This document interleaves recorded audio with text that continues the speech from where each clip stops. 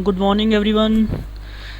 देखिए, जो हमारा टॉपिक है हार्डनेस ऑफ वाटर, जो हमारा टॉपिक रहेगा आज, that one is the hardness of water. तो देखिए, मैं आपको समझाता हूँ एक्चुअली हार्डनेस ऑफ वाटर होता क्या है।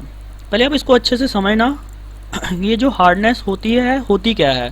देखिए, एक्चुअली क्या होता है कि हम बोल देते हैं कि हार्ड वाटर, सॉफ्ट वाटर, यानी कि उसमें क्या है, इट इज़, देखिए, हार्डनेस का सिंपल मीनिंग ये होता है कि ऐसा वाटर, देखो लिखा हुआ है मैंने यहाँ पर, it is that sample of water, यहाँ पर लिखा हुआ है, देखिए, it is that sample of water which does not produce leather easily, यानी कि जो ईजिली लेदर प्रोड्यूस नहीं कर सकता। सोप्स एंड डिटर्जेंट्स में आपने कहीं जगह देखा होगा कि जब हम वॉश करते हैं कपड़ों को, कई जगह देखा होगा कि उसमें ईजिली झाग नहीं आ पाती। तो जब ईजिली झाग नहीं आ पाती तो वो वाटर जो आप जिससे धो रहे हो, तो वो आपके लिए बेसिकली कौन सा वाटर है, वो है आपका हार्ड वाटर। तो वहाँ पर हमें कहाँ पर दिक्कत आती है, लेदर जनरेट करने में दिक्कत आती है। तो आई थिंक आपको क्लियर हो गया होगा हार्डनेस ऑफ वाटर होता क्या है। ठीक है, नहीं वो सिंपल भाषा में आप ये बोल सकते हो कि वो इजीली लेदर जनरेट नहीं कर सकते। तो that one is the hardness of water. देखो यहाँ पे लिखा भी हुआ है, it can't be used for laundry purpose. देखो, इसको हम लॉन्ड्री पर्पस के लिए इजीली यूज़ नहीं कर सकते, उसके लिए हमें क्या चाहिए, सॉफ्ट वाटर। तो यहाँ से ये एक पॉइंट तो क्लियर हो जाता है कि जो हार्ड वाटर है हमारे लिए लॉन्ड्री पर्पस के लिए यूज़ नहीं हो सकता। ठीक है, नहीं तो हार्ड वाटर को हमें किस में कन्वर्ट करना पड़ेगा, सॉफ्ट वाटर में, यानी कि जो इसमें हार्डनेस आ रही है उसको हमें क्या करना पड़ेगा, इसको रिमूव करना पड़ेगा। तो देखिए, हम समझते हैं पहली बात तो हार्डनेस आती किसके कारण है। तो देखिए, हार्डनेस किसके कारण आती है यहाँ पर देखिए ध्यान से दिया हुआ है। हार्डनेस होती है, दो तरह की हार्डनेस होती है। एक होती है hardness temporary hardness, that one यहाँ पर देखिए ध्यान से दे रखा है। हार्डनेस कौन सी होती है, एक टेम्पररी हार्डनेस और एक होती है परमानेंट हार्डनेस। तो आपने बस इस तरह से याद रखना है इसको कि टेम्पररी हार्डनेस किसकी होती है, bicarbonates of calcium and magnesium salts. हमेशा ध्यान रखना, यानी कि टेम्पररी हार्डनेस किसके कारण आएगी, मैं यहाँ पर लिख के बताता हूँ। देखिए, टेम्पररी हार्डनेस जो होगी वो किसके कारण आएगी, टेम्पररी हार्डनेस, देखिए ध्यान से, हमेशा जो हार्डनेस आएगी ना आपकी, वो किसके कारण आएगी, या तो बाइकार्बोनेट्स के कारण आएगी, या आपके सल्फेट्स, या आपके क्लोराइड्स के कारण आएगी। और किसके, कैल्शियम और मैग्नीशियम। तो टेम्पररी हार्डनेस किसके कारण आएगी, बाइकार्बोनेट्स ऑफ HCO3 ऑफ, ठीक है नहीं, ड्यू टू HCO3 ऑफ किसके कारण, Ca2 positive and Mg2 positive. तो इसका जो सॉल्ट बनेगा उसके कारण हार्डनेस आती है। ठीक है नहीं, जैसे देखिए यहाँ पर कैल्शियम का जो होगा वो क्या होगा, CaHCO3, ये होगा ना सॉल्ट। तो ये रिस्पॉन्सिबल है किसके लिए, टेम्पररी हार्डनेस के लिए। और यहाँ पर जैसे दूसरा है Mg, that one is the HCO3, ये रिस्पॉन्सिबल होगा टेम्पररी हार्डनेस के लिए। ठीक है नहीं, देखिए इसको टेम्पररी हार्डनेस क्यों बोल रहे हैं, क्योंकि इनको जब आप हीट करते हो तो यहाँ से इजीली इनकी हार्डनेस रिमूव हो जाती है, इसीलिए इसको आप टेम्पररी हार्डनेस बोल रहे हो। और एक होती है परमानेंट हार्डनेस। तो परमानेंट हार्डनेस किसके कारण आती है, due to chlorides and sulphates of calcium and magnesium salts. तो आप ध्यान से समझिए, क्लोराइड्स, अगर मैं क्लोराइड्स की बात करूँ, देखो परमानेंट हार्डनेस की अगर मैं बात करता हूँ, परमानेंट हार्डनेस, देखिए जो परमानेंट हार्डनेस आएगी वो किसके कारण आएगी, देखिए ध्यान से आपको पता चल जाएगा।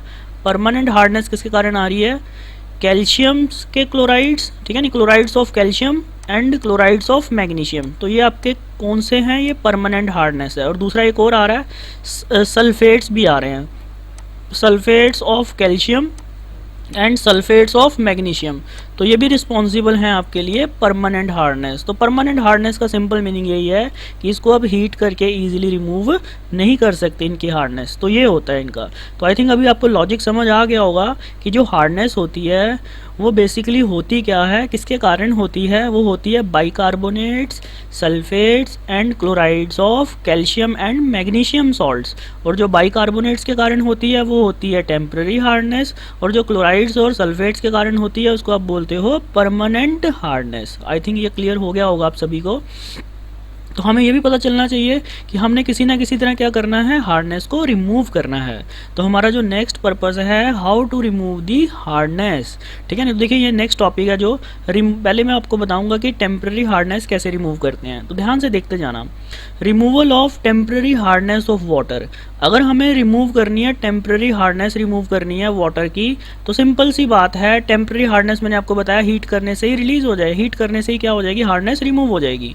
तो अब देखिए ध्यान से, टेम्प्रेरी हार्डनेस अगर आपने रिमूव करनी है तो आप क्या करोगे, जिसके कारण हार्डनेस आ रही थी, क्योंकि आपको पता है टेम्प्रेरी हार्डनेस किसके कारण आ रही थी, ठीक है नहीं, bicarbonates of calcium and magnesium salts. तो आप सिंपली उनको क्या करो, हीट करो। अगर मैं इनको हीट करूँगा, देखिए ध्यान से, अगर मैं इनको हीट करूँगा, जैसे यहाँ पर अगर आप देखोगे बाइकार्बोनेट्स, जैसे यहाँ पर दिया हुआ है CaHCO3, ठीक है ना, इसको अगर मैं हीट करूँगा, देखिए हीट करने से क्या हो जाएगा, यहाँ पर CaCO3 बन जाएगा, प्लस H2O बन जाएगा, और प्लस CO2 गैस क्या हो जाएगी, रिलीज़ हो जाएगी। अब इससे क्या होगा, जिसके कारण हार्डनेस आ रही थी, देखिए ध्यान से, इसके क्या बन जाएंगे, PPT बन जाएंगे, और इसके PPT बन जाएंगे तो ये क्या कर लेंगे, निकाल लेंगे, ठीक है नहीं। देखिए हुआ क्या फिर सोल्यूशन में, देखिए हार्डनेस रिमूव होगी कि नहीं हो गई, क्योंकि आपने जो हार्डनेस थी किसके कारण आ रही थी, कैल्शियम बाइकार्बोनेट के कारण। जब आपने उसको हीट किया तो CaCO3 के प्रेसिपिटेट बन गए, उसको आपने बाहर निकाल लिया, तो हार्डनेस क्या हो चुकी है, रिमूव हो चुकी है। सेम उसके साथ भी होगा, मैग्नीशियम बाइकार्बोनेट के साथ भी, ठीक है नहीं। तो टेम्प्रेरी हार्डनेस इसकी हम बाय हीटिंग तो रिमूव कर ही सकते हैं, ठीक है नहीं। एक और प्रोसेस आता है बाय रिमूविंग हार्डनेस का, वो होता है क्लार्क्स प्रोसेस। क्लार्क्स प्रोसेस में क्या करते हो आप, by the addition of calcium hydroxide, ठीक है नहीं। तो स्लेक्ट लाइम इसमें ऐड करते हैं हम, ठीक है नहीं, कैल्शियम हाइड्रोक्साइड ऐड करते हैं। तो देखिए यहाँ पर रिएक्शन हो जाती है, मैं एक रिएक्शन करके बताता हूँ, वैसे लिखी हुई है वहाँ पर रिएक्शन।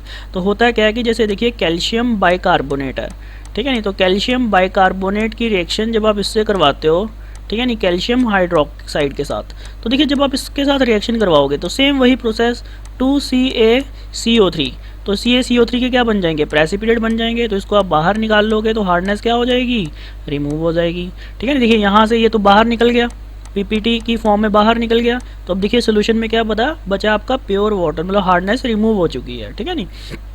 तो हार्डनेस सोल्यूशन से रिमूव हो जाएगी। सेम बाइकार्बोनेट्स में भी, तो बाइकार्बोनेट्स को जब आप कैल्शियम हाइड्रोक्साइड के साथ रिएक्शन करवाओगे तो क्या बनेगा, मैग्नीशियम कार्बोनेट, CaCO3 और H2O, और MgCO3 के भी क्या बन जाएंगे, PPT बन जाएंगे, इसके भी क्या बन जाएंगे, PPT बन जाएंगे। तो PPT को बाहर निकाल लोगे तो आपके पास हार्डनेस रिमूव हो जाएगी, ठीक है ना। आई थिंक क्लियर हो गया होगा, that one is the Clark's process.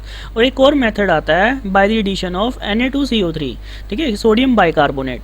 अब ये क्या करते हैं कि अगर हम जो हार्ड वाटर है, ठीक है नहीं, हार्ड वाटर की अगर आप रिएक्शन करवा देते हो Na2CO3 के साथ, तो वहाँ पर भी हार्डनेस रिमूव हो जाती है। कैसे, CaCO3 को जब ये रिएक्शन करता है तो ये क्या बन जाता है आपका, CaCO3 और NaHCO3, तो इसके क्या बन जाते हैं, आपके प्रेसिपिटेट बन जाते हैं, ठीक है नहीं। तो इसके कारण तो हार्डनेस आ रही थी कैल्शियम बाइकार्बोनेट के कारण, तो ये आपके PPT बन जाते हैं, इसको आप निकाल लेते हैं, तो आपकी हार्डनेस रिमूव हो जाती है। आई थिंक क्लियर हुआ होगा आप सभी को लॉजिक। उसके बाद क्या होता है, देखिए अभी मैंने जो हार्डनेस रिमूव करने का मेथड बताया वो कौन सी हार्डनेस थी, टेम्प्रेरी हार्डनेस। और टेम्प्रेरी हार्डनेस को कैसे रिमूव किया आपने, first by heating, second by Clark's process यानी कि by addition of calcium hydroxide, third किया आपने by the addition of sodium bicarbonate, ठीक है नहीं। उसके बाद क्या आता है, देखिए उसके बाद जो आप रिमूव करते हो परमानेंट हार्डनेस, क्योंकि आपने हार्डनेस परमानेंट हार्डनेस को भी रिमूव करना है। तो देखिए परमानेंट हार्डनेस को हम कैसे रिमूव करते हैं, removal of permanent hardness of water. देखिए परमानेंट हार्डनेस को कैसे रिमूव किया जाता है, अब ये तो श्योर है कि परमानेंट हार्डनेस जो है वो हीटिंग से तो रिमूव नहीं होगी, और मैंने अभी बताया कि हार्डनेस, परमानेंट हार्डनेस किसके कारण आती है, chlorides and sulphates of calcium and magnesium salts, ठीक है ना। तो ये ध्यान रखना आप।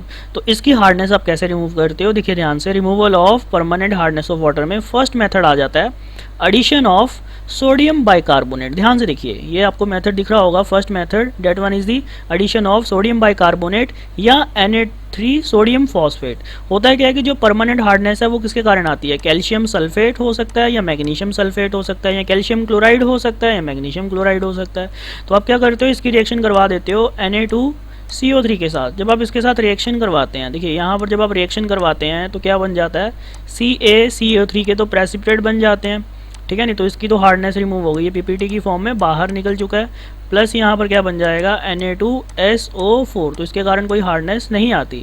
तो यहाँ पर जो हार्डनेस आ रही है वो किसके कारण आ रही थी, CaSO4 के कारण आ रही थी। तो जब आपने इसकी रिएक्शन इससे करवाई तो CaCO3 के पीपीटी मिल जाएंगे, इसको आप बाहर निकाल लेंगे तो सोल्यूशन में हार्डनेस रिमूव हो जाएगी। सेम अगर आप इसकी रिएक्शन इससे करवा देंगे, CaCl2 के साथ रिएक्शन करवा देंगे, ठीक है नहीं, मतलब CaCl2 यानी कि Na3PO4 रिएक्शन तो आपको करवाने आती है, सिंपल आपने क्या करना है, आयंस को एक्सचेंज करना है। तो यहाँ पर आयंस को एक्सचेंज करेंगे तो देखिए क्या बनेगा, Ca3PO4 ट्वाइस, ठीक है नहीं, क्रिस क्रॉस रूल से जैसे करते हैं ना वैसे ही रिएक्शन करनी है बस आपने, और कुछ नहीं करना है यहाँ पर, ठीक है नहीं। तो यहाँ पर रिएक्शन को बैलेंस करने के लिए यहाँ पर थ्राइस है और यहाँ पर ट्वाइस है, ठीक है नहीं, और ये 6NaCl। अब देखिए इसके क्या बन गए, आपके प्रेसिपिटेट बन गए, इसको आपने बाहर निकाल लिया, कैल्शियम फॉस्फेट के पीपीटी बन जाएंगे, बाहर निकाल लिया। अब बताइए इसमें भी हार्डनेस रिमूव हो गई कि नहीं हो गई, बिल्कुल हो गई। तो कहने का मतलब है कि आपने परमानेंट हार्डनेस को कैसे रिमूव किया, by the addition of sodium carbonate या सोडियम फॉस्फेट, ठीक है नहीं। तो दोनों को अगर आप ऐड कर दोगे, यहाँ पर परमानेंट हार्डनेस है तो आपके पीपीटी की फॉर्म में जो जिसके कारण हार्डनेस आ रही थी उसको आप कलेक्ट कर लोगे तो हार्डनेस रिमूव हो जाएगी। और एक मेथड आता है परमुटेट प्रोसेस, ध्यान से समझिए, ये कुछ मेथड्स ऐसे हैं ये तो आपको याद ही करने पड़ेंगे। परमुटेट प्रोसेस में क्या होता है कि जो हार्डनेस आती है किसके कारण आती है, कैल्शियम और मैग्नीशियम सल्फेट्स के कारण आती है ना। तो सिंपली क्या होता है, यहाँ पर जो कैल्शियम और मैग्नीशियम, जैसे कैल्शियम सॉल्ट्स होते हैं या मैग्नीशियम सॉल्ट्स होते हैं, तो उसकी रिएक्शन आप किससे करवा देते हो, Na2Z। अब देखिए Na2Z क्या होता है, Na2Z क्या होता है, इज दी सोडियम जियोलाइट। अब जियोलाइट का ये स्ट्रक्चर होता है, ये होता है फॉर्मूला। अब ये कॉम्प्लेक्स है, इसको आपको याद करने की ज़रूरत नहीं है, वैसे बस आपको समझाने के लिए बताया मैंने। तो इसको आप बोलते हो सोडियम एल्यूमिनियम ऑर्थोसिलिकेट, यहाँ पर लिखा हुआ है सोडियम एल्यूमिनियम ऑर्थोसिलिकेट। जब आप इसकी रिएक्शन करवाते हैं ना Ca2 पॉजिटिव प्लस Na2Z, तो क्या बन जाता है CaZ, ठीक है नहीं। और यहाँ पर सेम जब मैग्नीशियम 2 पॉजिटिव रिएक्शन करता है तो ये MgZ बन जाता है। तो सिंपल कहने का मतलब है इनके पीपीटी बन जाते हैं, इनको आप कलेक्ट कर लेते हो, ठीक है नहीं, तो हार्डनेस रिमूव हो जाती है। एक प्रोसेस और आता है, that one is the Clemmensen's process. Clemmensen's process में हम क्या यूज़ करते हैं, सोडियम हेक्सा मेटाफॉस्फेट, ठीक है नहीं। ये वैसे आपको हो सके तो याद कर लेना, इसका स्ट्रक्चर ये होता है सोडियम हेक्सा मेटाफॉस्फेट, ठीक है नहीं। तो यहाँ पर अगर आप देखिए, यहाँ पर भी अगर परमानेंट हार्डनेस है या तो मैग्नीशियम का क्लोराइड होगा, ठीक है नहीं, या मैग्नीशियम का क्लोराइड होगा या मैग्नीशियम का सल्फेट होगा, तो सिंपली क्या करेंगे, Mg2 पॉजिटिव इसके साथ रिएक्शन करके इसके पीपीटी बन जाएंगे और ये आपका निकल जाएगा, तो आपकी हार्डनेस रिमूव हो जाएगी। तो ये देखिए आपको हार्डनेस के लिए, परमानेंट हार्डनेस के लिए कौन कौन से मेथड्स बताए मैंने। फर्स्ट मेथड आप एडिशन करवा दो Na2CO3 के साथ या Na3PO4 के साथ, दूसरा था परमुटेट प्रोसेस, थर्ड था क्लेगन्स प्रोसेस, एक ये मेथड है, ये थोड़ा सा इंपॉर्टेंट है। अब देखिए आयन एक्सचेंज रेजिन प्रोसेस।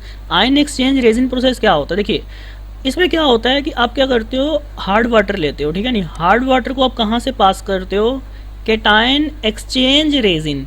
देखिए इसका मतलब क्या है कि केटायन एक्सचेंज हो रहा है। अब आप मेरे को बताइए हार्डनेस जो होती है वो किसके कारण होती है, हार्डनेस जो होती है, देखिए जो परमानेंट हार्डनेस है वो किसके कारण है। आप देखिए Ca2 पॉजिटिव या Mg2 पॉजिटिव, ये था आपका कौन सा पार्ट था, that one is the cationic part, ठीक है नहीं, that one is the cationic part था उसमें, ठीक है नहीं। और एनाइनिक पार्ट कौन सा होगा उसमें, ठीक है नहीं, कैटाइनिक पार्ट तो फिक्स ही है दोनों का। एनाइनिक पार्ट कौन सा होगा, या तो Cl नेगेटिव या SO4 नेगेटिव, ठीक है नहीं। तो देखिए ध्यान से ये दो पार्ट होंगे इसमें। तो होगा क्या कि जब आप इसमें आयन एक्सचेंज रेजिन से प्रोसेस पास करोगे तो होगा क्या, जब आप हार्ड वाटर को केटायन एक्सचेंज रेजिन से पास करेंगे तो केटायन एक्सचेंज रेजिन में क्या होंगे, इनसोलुबल ऑर्गेनिक कंपाउंड होंगे जिनमें फंक्शनल ग्रुप होंगे COOH और SO3H। अब आप मेरे को बताइए जो फंक्शनल ग्रुप होता है COOH, तो इसके पास क्या होगी, एसिडिक हाइड्रोजन होगी कि नहीं होगी, COOH। तो इसके पास अगर एसिडिक हाइड्रोजन होगी तो ये O negative plus H positive में रिप्लेस कर देगा, ठीक है नहीं। तो यहाँ पर होगा क्या, सिंपल आप ये समझिए कि केटायन एक्सचेंज रेजिन में क्या होगा कि आपके पास H पॉजिटिव बहुत ज़्यादा अवेलेबल होंगे। कहने का सिंपल मीनिंग है कि, ठीक है नहीं, अवेलेबिलिटी ऑफ H पॉजिटिव होगा क्या कि अवेलेबिलिटी ऑफ H पॉजिटिव, यहाँ पर H पॉजिटिव की अवेलेबिलिटी होगी। तो जब आप हार्ड वाटर को केटायन एक्सचेंज रेजिन से पास करेंगे तो जितने भी केटाइंस हैं जिनके कारण हार्डनेस आ रही है वो किससे एक्सचेंज हो जाएंगे, H पॉजिटिव से, यानी कि जब आपने हार्ड वाटर को कैटायन एक्सचेंज रेजिन से पास किया तो यहाँ से अब कैटायन और मैग्नीशियम के कैटायन 2 पॉजिटिव और मैग्नीशियम 2 पॉजिटिव आगे पास नहीं करेगा, तो यहाँ से जो पास करेगा कैटायन में वो क्या पास करेगा, H पॉजिटिव, याद रखना प्लीज़, H पॉजिटिव पास करेगा यहाँ से, ठीक है नहीं।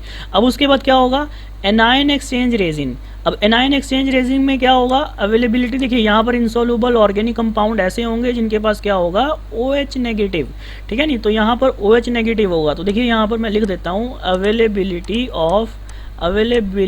ऑफ, ठीक है नहीं, OH नेगेटिव। अब आई थिंक आपको अभी क्लियर हो गया होगा कि यहाँ से जब आप एनायन एक्सचेंज रेजिन से पास करोगे हार्ड वाटर को, तो यहाँ से जब पास करेंगे तो पास करने से क्या होगा, देखिए मैं बताता हूँ आपको, जब आप यहाँ से पास करेंगे तो जो आपके आयंस होंगे, ध्यान से समझना, जो आपके आयंस होंगे Cl नेगेटिव और SO4 2 नेगेटिव, तो यहाँ से जो है वो किससे रिप्लेस हो जाएंगे, देखिए यहाँ पर लिखा हुआ है insoluble organic compound containing groups NH2 negative OH negative where Cl negative SO4 2 negative HSO bicarbonate is replaced by OH negative.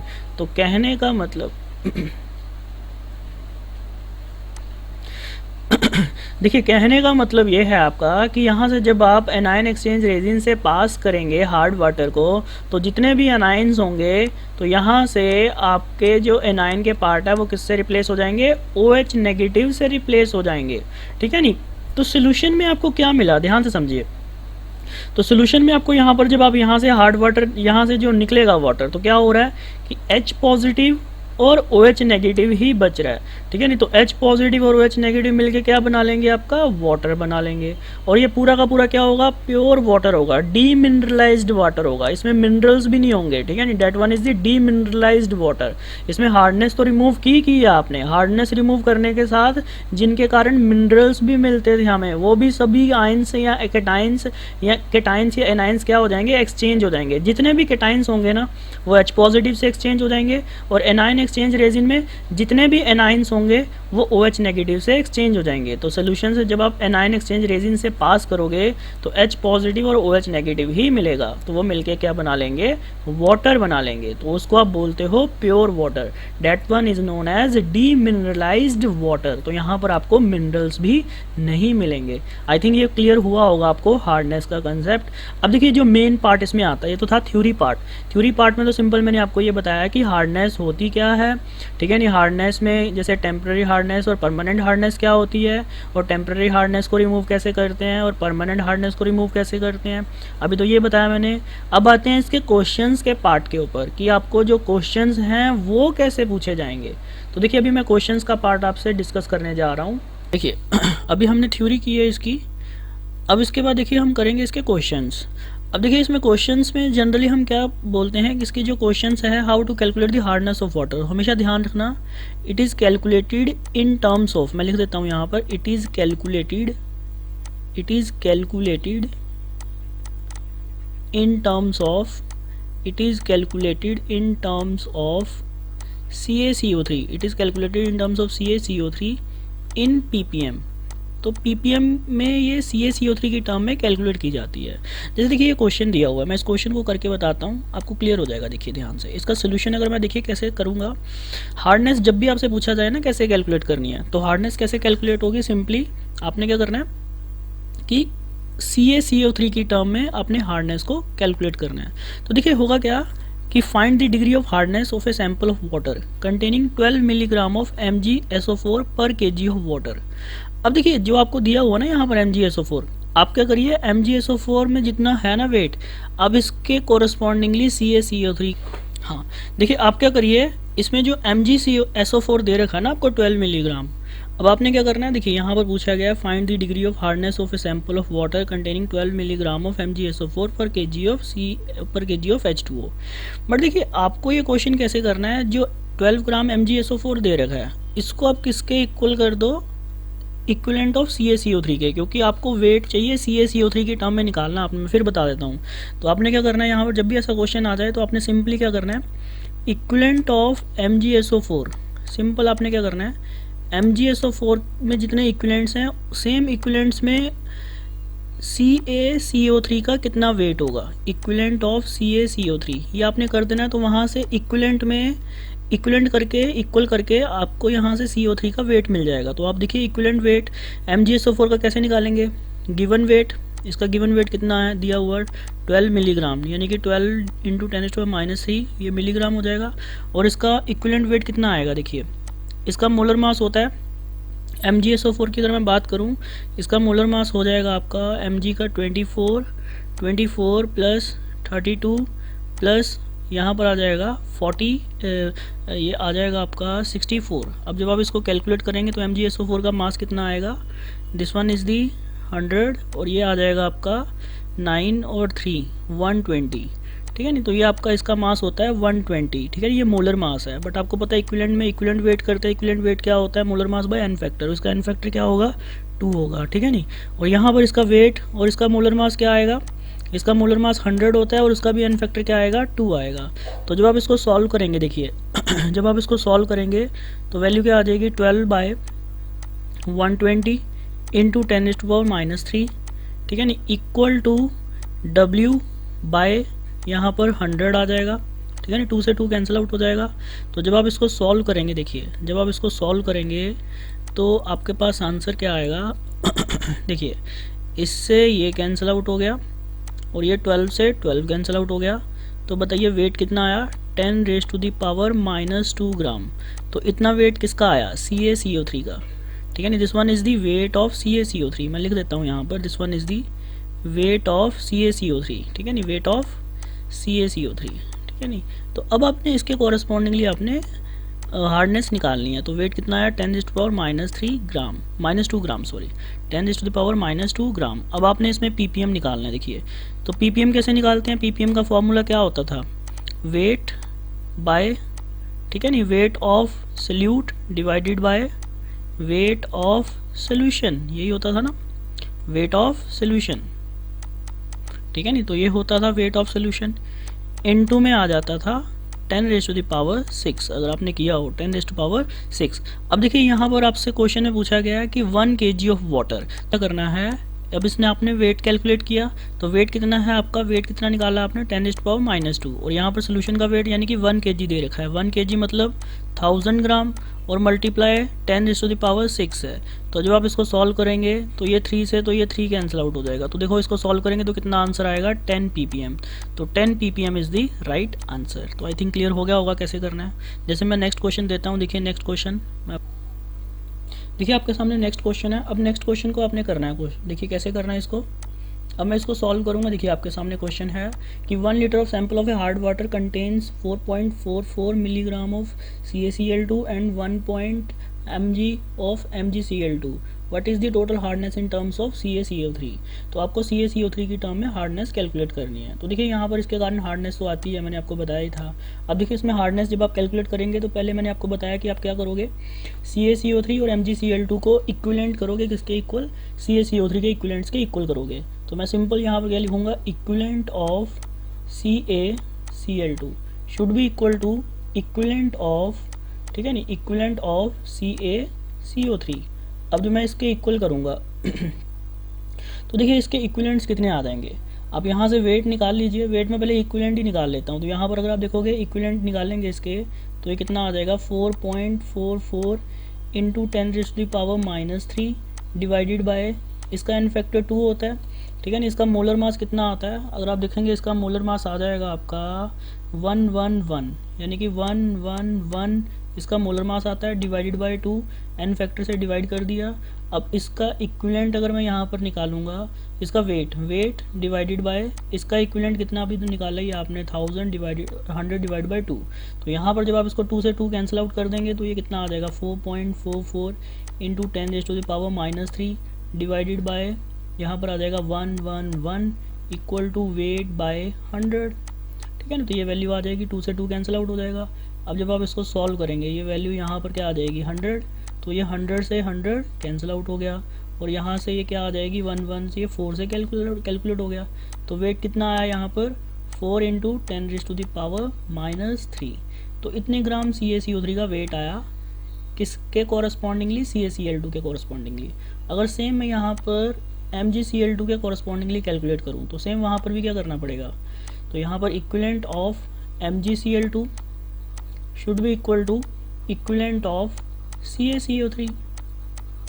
तो यहाँ पर आप क्या करोगे, इसका वेट कितना दे रखा है 1.9 इंटू 10⁻⁻³ और जब आप इसको कैलकुलेट करोगे इसका मोलर मास आएगा आई थिंक इसका 95 आएगा। तो 95 इसका भी एन फैक्टर क्या आएगा 2 डिवाइड बाई 2, तो इसमें सेम वेट और डिवाइडेड बाय कितना आ जाएगा 100/2।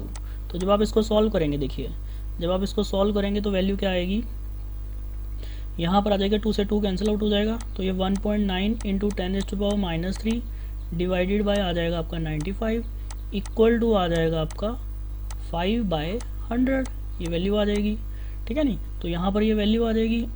अब देखिए यहाँ पर ये 10 यहाँ से यहाँ पर मैं इसको कैंसिल आउट कर देता हूँ, ये ठीक है, ये इससे ये कैंसिल आउट हो गया। अब देखिए 19 5 कितना होता है, 19 5 आई थिंक 95 ही होता है, ठीक है नहीं। तो यहाँ से इसको भी आप कैलकुलेट करेंगे तो ये वैल्यू कितनी आ जाएगी 2। तो वेट कितना आया यहाँ से आपका, वेट ऑफ CaCO3 कितना आया 2 इंटू 10⁻³ ग्राम, तो इतना वेट आ जाएगा आपका 2 इंटू 10⁻³ ग्राम।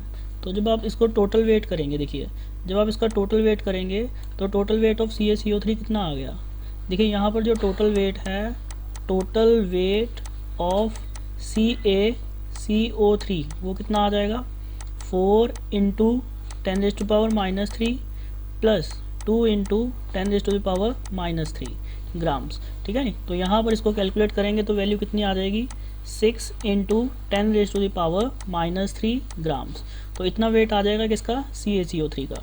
अब आपने ppm निकालना है, तो देखिए ppm कैसे निकालेंगे। अब ppm निकालने के लिए क्या करना पड़ेगा, ppm is equals to the, यहाँ पर वही logic, weight of solvent, weight of solute, ठीक है नहीं, divided by weight of solution, weight of solution और मल्टीप्लाई किससे करेंगे हम, मल्टीप्लाई करेंगे 10⁻6 से। तो यहाँ पर देखिए क्या आ जाएगा 6 इंटू 10⁻³ डिवाइडेड बाय आपने सोल्यूशन का वेट कितना था, यानी कि वाटर का वेट कितना लिया था, वाटर का वेट था 1 लीटर, देखो 1 लीटर है और वाटर की डेंसिटी कितनी होती है 1, तो यहाँ पर वेट कितना आ जाएगा 10⁻³ ही आ जाएगा, ठीक है नहीं, मल्टीप्लाई में 10⁻6।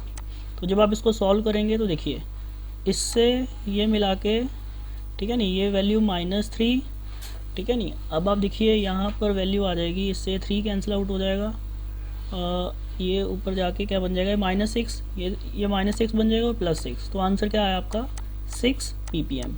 तो 6 ppm यहाँ पर हार्डनेस आएगी। आई थिंक क्लियर हुआ होगा सभी को। मैं आपके सामने एक थर्ड क्वेश्चन भी रख रहा हूँ। थर्ड क्वेश्चन को कैसे करना है आपने, देखिए ध्यान से, ऊपर के क्वेश्चंस तो बिल्कुल इजी थे, अब इसमें क्या है रिएक्शंस हो रही हैं। देखिए जैसे 1 litre of pond water contains 20 milligram of Ca2 positive and 12 milligram of Mg2 positive ion, ठीक है नहीं। तो यहाँ पर दिया हुआ है what is the volume of 0.2 molar Na2CO3 solution required to soften 5000 litre of pond water. तो यहाँ पर क्या दिया हुआ है, आपके पास एक पॉन्ड वाटर है जिसका 1 लीटर पॉन्ड वाटर है, उसमें कितने हार्डनेस किसके कारण आ रही है 20 milligram of Ca2 positive and 12 milligram of Mg2 positive के कारण हार्डनेस आ रही है, ठीक है ना। तो इनके कारण हार्डनेस आ रही है, तो आप देखिए टाइट्रेशन करिए। जब आप टाइट्रेशन में क्या होगा, आप देखोगे जितनी हार्डनेस आएगी what is the volume of Na2CO3 required to soften, यानी कि कहने का मतलब है जितनी भी हार्डनेस आ रही है वो किसके साथ रिएक्ट कर रही है। तो कहने का मतलब ये है कि ये जो Ca2 पॉजिटिव का कोई भी सॉल्ट होगा, ठीक है ना, इनके कारण हार्डनेस आ रही है, ठीक है नहीं। तो इनके कारण क्या आ रही है, हार्डनेस आ रही है। तो ये पूरा का पूरा न्यूट्रलाइज कौन कर रहा है Na2CO3, ठीक है नहीं, ये हार्डनेस को रिमूव कर रहा है किसी तरह, ठीक है नहीं। तो हम ये बोल सकते हैं ना हार्डनेस को रिमूव कर रहा है, तो उसका मतलब क्या होगा इक्विवेलेंट्स ऑफ CaCO3, ठीक है नहीं, हार्डनेस यानी कि इसको पूरे को न्यूट्रलाइज कर रहा है, ध्यान से समझिए, इसको दोनों को न्यूट्रलाइज कर रहा है। तो हम ये बोल सकते हैं ना कि equivalents of Ca2 positive plus equivalent of, ठीक है नहीं, Mg2 पॉजिटिव शुड भी इक्वल टू क्या होने चाहिए इक्विवेलेंट ऑफ Na2CO3, ठीक है नहीं, क्योंकि ये इसको क्या कर रहा है न्यूट्रलाइज कर रहा है, न्यूट्रलाइज करके आपका जो वाटर है हार्ड वाटर वो सॉफ्ट हो रहा है, क्योंकि ये अगर रिएक्शन कर जाएगा तो वो हार्डनेस तो इसी के कारण आ रही है ना, तो यही निकल जाएगा रिएक्शन करके, तो फिर वाटर सॉफ्ट हो जाएगा। तो यहाँ पर आप देखिए इक्विवेलेंट्स कितने आएंगे Ca2 पॉजिटिव के। अब देखिए यहाँ पर वेट कितना दे रखा है इसका इक्विवेलेंट कितना दे रखा है 20 इंटू 10⁻³ और इसका इक्विवेलेंट वेट कैसे निकालेंगे, देखिए Ca का मोलर मास कितना होता है 40 और इसका एन फैक्टर कितना है 2, तो यहाँ पर क्या आ जाएगा, इसका इक्विवेलेंट वेट कितना आ जाएगा 20। अब मैं इसकी बात करता हूँ इक्विवेलेंट्स ऑफ Mg2 पॉजिटिव, तो यहाँ पर वेट कितना दे रखा है 12 इंटू 10⁻³ ठीक है नहीं। तो यहाँ पर आप देखिए अब इसमें इसका क्या आएगा इक्विवेलेंट वेट, मोलर मास इसका होता है 24 और एन फैक्टर 2, तो 24 डिवाइड बाई 2 12, तो 12 आ जाएगा इक्विवेलेंट वेट। अब यहाँ पर इक्विवेलेंट्स का फॉर्मूला क्या होता है, नॉर्मेलिटी N1 इंटू V1, यही होगा ना, इन वॉल्यूम किस में आ जाएगा यहाँ पर लीटर्स में, ठीक है ना, ध्यान रखना इक्विवेलेंट्स हैं तो लीटर्स में आ जाएगा। तो यहाँ पर जब आप इसको कैलकुलेट करेंगे तो ये 20 से 20 कैंसिल आउट, ये 12 से 12 कैंसिल आउट, तो यहाँ पर देखिए ध्यान से, तो नॉर्मेलिटी यहाँ पर कितनी आ जाएगी वैल्यू 2 इंटू 10⁻³ इक्वल टू जो नॉर्मेलिटी आपको कितनी दे रखी है, यहाँ पर नॉर्मेलिटी जो दे रखी है 2 नॉर्मल दे रखी है, तो वॉल्यूम कितना आ जाएगा यहाँ से, वॉल्यूम जब आप कैलकुलेट करेंगे तो वॉल्यूम आ जाएगा आपका, यहाँ से वॉल्यूम आ जाएगा आपका 10⁻³ लीटर। ध्यान रखना ये 12⁻³ लीटर, और ये किसका वॉल्यूम आ रहा है, ये बहुत इंपॉर्टेंट है, ये किसका वॉल्यूम आ रहा है, वॉल्यूम ऑफ Na2CO3 का वॉल्यूम आ रहा है, ठीक है नहीं, वॉल्यूम ऑफ Na2CO3 का वॉल्यूम कितना आ रहा है 10⁻³ लीटर, यानी कि इतना लीटर वॉल्यूम चाहिए आपको 1 लीटर पॉन्ड में हार्डनेस रिमूव करने के लिए। अब यूनिटरी मेथड लगाना आपने, यानी कि 1 लीटर पॉन्ड की हार्डनेस को रिमूव करने के लिए आपको कितना लीटर CaCO3 चाहिए 10⁻³, तो 5000 के लिए कितना चाहिए होगा, तो वहाँ पर यूनिटरी मेथड से आप क्या करेंगे, देखिए यूनिटरी मेथड से क्या करेंगे कि जो 1 लीटर है 1 लीटर पॉन्ड वाटर के लिए 1 लीटर पॉन्ड वाटर के लिए रिक्वायर कितना वॉल्यूम चाहिए CaCO3 का रिक्वायर्ड, ठीक है नहीं, 10⁻³ लीटर ऑफ Na2CO3 ये चाहिए। अब आप मेरे को ये बताइए 5000 लीटर के लिए कितना चाहिए होगा, ये पूछा ना आपसे, तो 5000 लीटर के लिए क्या चाहिए होगा, मल्टीप्लाई कर दो इसको आप, ठीक है नहीं, तो 5000 से 10⁻³ से तो कितना आ जाएगा आंसर, ये इससे कैंसिल आउट हो जाएगा, तो आंसर कितना आया 5 लीटर। तो 5 लीटर Na2CO3 चाहिए ताकि 5000 लीटर पॉन्ड वाटर की हार्डनेस रिमूव हो सके। आई थिंक ये क्लियर हुआ होगा सभी को क्वेश्चन, ठीक है। चलिए मैं देखिए आपके सामने 4th क्वेश्चन है। अब इस 4th क्वेश्चन को कैसे करना है, देखिए तो यहाँ पर क्या दे रखा है 10 litre of hard water required 5.6 gram of lime for removing hardness, hence temporary hardness in terms of CaCO3 निकालनी है, मतलब कहने का मतलब CaCO3 की टर्म में निकालना है आपने। अब कैसे करोगे, तो सिंपली आप देखिए आप क्या करोगे, ये लाइम का फॉर्मूला क्या होता है, लाइम का फॉर्मूला होता है CaO, तो अब क्या करोगे इक्विवेलेंट ऑफ, सिंपल सा लॉजिक है, equivalent of CaO should be equal to equivalent of CaCO3, तो ये कर देंगे आप, ठीक है नहीं, तो यहाँ पर इक्विवेलेंट से इसके इक्वल कर देंगे, तो यहाँ पर क्या करेंगे equivalents of CaO should be equal to equivalents of CaCO3, तो यहाँ पर देखिए इक्विवेलेंट्स कैसे निकालेंगे 5.6 जो इसका इक्विवेलेंट वेट आएगा, इक्विवेलेंट वेट कैसे निकालेंगे यहाँ पर यहाँ पर अगर आप देखोगे इसका एन फैक्टर क्या होगा 2 होगा एन फैक्टर, तो डिवाइडेड इसका क्या आ जाएगा 56 डिवाइडेड बाई 2, और CaCO3 में वेट डिवाइडेड बाय यहाँ पर 100 डिवाइडेड बाई 2 ये आ जाएगा। अब जब आप इसको सॉल्व करेंगे तो वैल्यू क्या आएगी 5.6 divided by 56 should be equal to W/50, ठीक है नहीं, तो W/100 सॉरी W/100, 2 से 2 कैंसिल आउट हो जाएगा ना यहाँ पर, तो W/100। अब देखिए यहाँ से ये पॉइंट हटाया तो यहाँ पर 10 आ जाएगा, 56 से 56 कैंसिल आउट हो गया, ये वैल्यू 10 से 10 कैंसिल आउट हो गई, तो मेरे को बताइए वेट कितना आया। तो यहाँ पर जो वेट की वैल्यू आ रही है डेट वन इज़ दी 100 ग्राम, तो यहाँ पर जो वेट की वैल्यू आ रही है डेट वन इज़ दी 100 ग्राम। तो यहाँ पर देखिए वेट कितना आ गया आपका 10 ग्राम। अब जब वेट 10 ग्राम आ गया तो आप तो निकालना इजी हो जाएगा ना ppm, तो क्या करेंगे आप wait of solute divided by weight of solution, तो यहाँ पर सोल्यूशन में हम क्या ले लेते हैं सॉल्वेंट ही ले लेते हैं, वो पता है आपको 10⁻⁶, तो यहाँ पर क्या आ जाएगा WB की वैल्यू तो 10 ग्राम है, ठीक है नहीं, और सोल्यूशन कितना दिए रखा है 10 लीटर, ठीक है 10 लीटर मतलब ml 10 लीटर मतलब कितने ग्राम हो जाएंगे, डेंसिटी वाटर की 1 होती है तो 10 इंटू, ठीक है नहीं, तो इतने ग्राम्स हो जाएंगे, तो मल्टीप्लाई 10⁻⁶।